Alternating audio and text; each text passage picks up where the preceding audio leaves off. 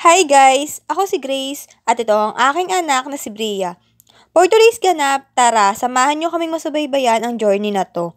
Literal na hindi madali pero kakayanin alang-alang sa anak. For today's video, tinerapy ko si Bria. Home exercise ang ginagawa ko sa kanya. Marami na rin naman kaming idea sa pagte-therapy. Nag-physical therapy naman si Bria. Na-stop nga lang gawa ng kapos sa financial. Pero marami pa rin paraan. Tulad ng panonood ng mga video sa YT, home exercise at simpleng paggalaw sa mga braso at binti para di tuluyang manigas at maiwasan ang deformities. Pero kahit gaano kagaling ang mga pinaggagawa ko kay Bria, meron pa rin siyang nagagawa na hindi niya makontrol. Alam ko, marami pa rin ang hindi nakauunawa sa pinagdadaanan namin. Pero mas marami naman ang naiintindihan kami sa journey namin na ito. Hindi kasi lahat same ng pinagdadaanan. Maaaring yung talambuhay namin ay hindi kakayanin ng iba. Kaya naman sa amin ay pinagkatiwala si Bria. Maswerte kami siya ang naging anak namin.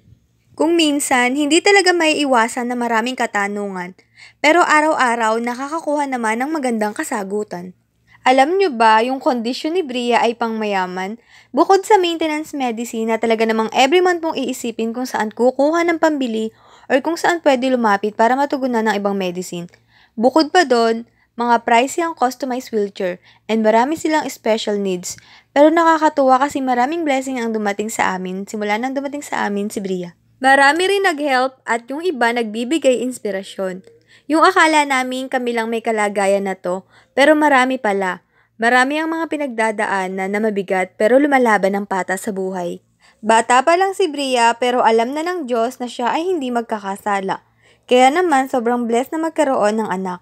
Sobrang bait, sobrang tapang, sobrang lakas, at higit sa lahat sobrang kapit sa pananampalataya.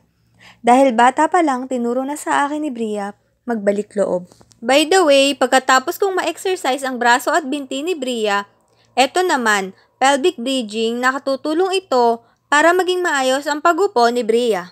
Tiyaga at sipag ang kailangan sa pagte-therapy at pag-aalaga.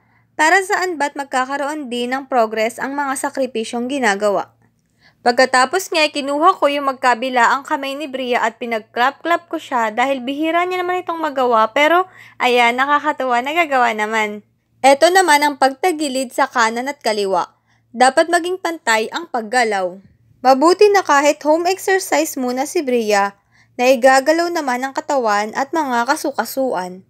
Kinakailangan din talagang bigyan ng pansin at oras ang kalagayan ng aming anak. Dahil hindi biro ang isang batang may espesyal na kondisyon at espesyal na pangangailangan. Idinapa ko naman siya dito sa kanyang therapy ball or vestibular ball. Malaking tulong din ito para sa pagbalanse ng katawan at sa matibay na pagkakaroon ng head control. Nagkaroon kami ng idea sa therapy ball nung unang ipa-physical therapy namin si Bria. Nag-order agad ang daddy. Laking tulong naman ito dahil nagagamit namin kay Bria. Enjoyin lang ang pagte-therapy kay Bria, kasabay lang din na para kaming naglalaro na magmami. Marami-rami na ring nagagawa si Bria. Madalas lang nating ipaalala at gawin pa para hindi niya ito makalimutan. Totoo, ang bilis lumaki ng mga bata. Parang kailan lang baby pa si Bria. Nasa ospital pa kami, nagbabakasyon. Pero ngayon, happy and enjoy ang moment sa buhay.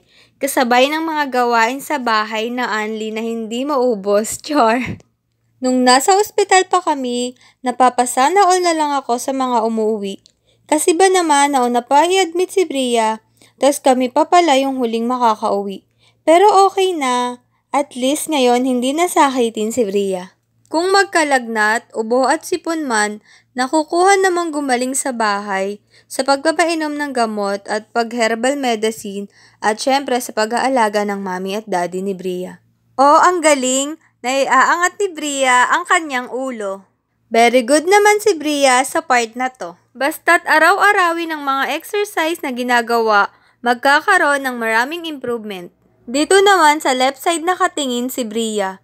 Yung camera namin naka-front kaya ganyan.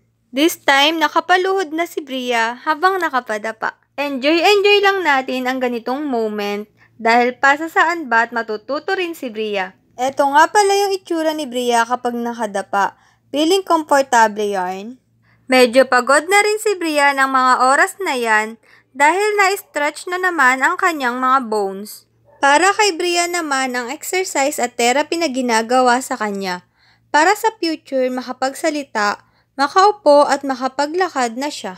Kahit matagal, kahit mabagal, maghihintay at magtiyatyaga kami sa mga magagawang development ni Bria. Pagtapos ng therapy, finally makakahiga at makapagpapahinga na siya. For sure, maraming naging gutom si Bria. Sabi ko, kailangan mas maging focus ako kay Bria.